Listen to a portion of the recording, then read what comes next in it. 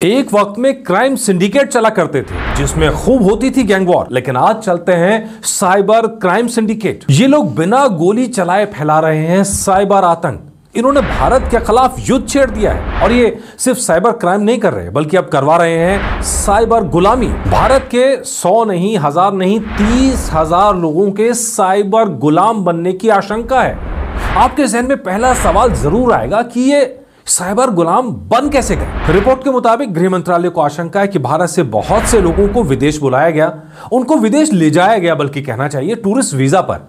और एक बार जब वो विदेश पहुंच गए तो उनका पासपोर्ट जब्त कर लिया गया और उसके बाद उन लोगों को लगा दिया गया साइबर ठगी के काम में। इंडियन एक्सप्रेस में छपी खबर के मुताबिक केंद्र सरकार अब इन 30,000 लोगों के पीछे पड़ गई है, उनकी जानकारी निकालने की कोशिश कर रही है।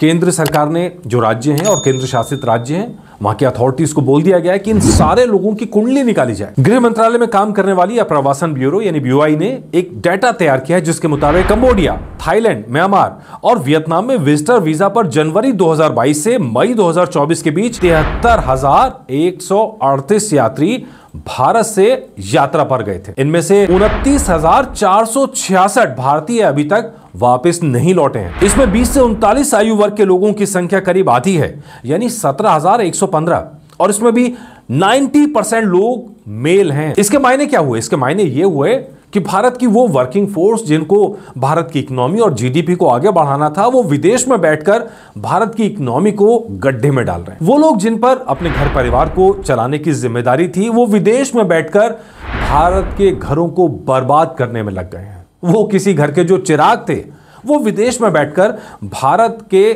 घरों के अंदर अंधेरा करने में जुटे हुए हैं। भारत वापस न लौटने वालों में सबसे ज्यादा लोग पंजाब के हैं, ये तादाद है 3,667। दूसरे नंबर पर महाराष्ट्र जहां 3,233 लोग विदेश में फंसे हैं। इसके बाद नंबर है तमिलनाडु का जिसमें 3,124 लोग विदेश में फंसे हैं। यानी विदेश में फंसे 1/3 लोगों की तादाद सिर्फ इन 3 राज्यों से है। आपके जहन में दूसरा बड़ा सवाल आएगा कि आखिर इन लोगों से काम कराया क्या जाता है। ये वो लोग हैं जो आपको टेलीग्राम पर मिलते हैं, जॉब का ऑफर देते हैं। ये वो लोग हैं जो इंस्टाग्राम में आपको मिलते हैं और आपको बिजनेस डील बताते हैं। ये वो लोग हैं जो व्हाट्सएप पर आपको मिलते हैं और शेयर मार्केट से बड़ा मुनाफा होने का वादा करते हैं, ऐसी कोई स्कीम आपके लिए लेके आते हैं। यही वो लोग हैं जो आपको मैसेज करते हैं या आपको कॉल करते हैं और आपको झांसे में लेने की कोशिश करते हैं ताकि आपके अकाउंट में जितनी भी रकम हो, चाहे लाखों में हो चाहे करोड़ों में हो, उसको साफ कर दिया जाए। वोकल फॉर लोकल का नारा बेशक भारत सरकार ने दिया हो, पर इसको बदनाम करने का पूरा जिम्मा साइबर ठगों ने उठा रखा है।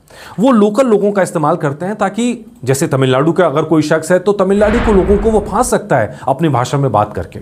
इसी तरह महाराष्ट्र, और यही वजह है कि ऐसे राज्यों में ज्यादा साइबर क्राइम का आतंक फैला हुआ है। तो ये लोकल लैंग्वेजेस का इस्तेमाल करके फांसते हैं और अपने ही राज्य के लोगों को चूना लगाते हैं। तीसरा सवाल जो आपके जहन में आएगा वो ये है कि विदेश में बैठकर ये लोग ऐसा कैसे कर सकते हैं। Number 1, technology. अब टेलीग्राम चलाने के लिए भारत में हो या विदेश में, उससे क्या फर्क पड़ता है। इसी तरह विदेश में बैठे ये लोग भारत में अपना पूरा नेटवर्क खड़ा करते हैं। 2 ऑलरेडी एग्जांपल्स हम आपको पहले भी दे चुके हैं। लखनऊ वाले केस से कैसे खुलासा हुआ था। लखनऊ वाले केस की जब पड़ताल हुई तो पता चला कि मास्टरमाइंड सऊदी अरब में बैठा है और वो भारत के अंदर उसने एक पूरी जॉब वैकेंसी निकाली, लोगों को हायर किया, बाकायदा उनको सैलरी दी और उनके सारे डॉक्यूमेंट लेके अकाउंट ओपनिंग की गई और उन अकाउंट्स के अंदर जो ठगी का पैसा ट्रांसफर किया गया और पैसा ट्रांसफर करने के बाद में क्रिप्टो करेंसी में कन्वर्ट करके भारत से बाहर ले गए। हमने एक रिपोर्ट में आपको पहले भी दिखाया है कि कैसे यूपी के हर गांव तक इन साइबर ठगों की पहुंच हो चुकी है और वो कैसे लोकल जो लड़के हैं जो ज्यादा पढ़े लिखे नहीं हैं उनकी मदद से लोगों के व्हाट्सएप हैक कर रहे हैं और व्हाट्सएप हैक करके लोगों के मोबाइल में घुस रहे हैं ताकि उनकी जानकारियां हासिल कर सके और उनको फंसाया जा सके। तो भैया कहानी यह है कि ये नेटवर्क नेशनल है, लोकल है, इंटरनेशनल है, हर जगह है। ऐसे में एक ही रास्ता है जो आपको बचा सकता है, वो है साइबर सावधान रहने का। और जनगण मन सावधान पर हम लगातार ये कोशिश कर रहे हैं कि आप सावधान रहें। रोज नए ट्रेंड्स हम आपके लिए लेके आते हैं, तो प्लीज सब्सक्राइब कीजिए ताकि आपको अपडेट्स लगातार मिल सके। नमस्कार।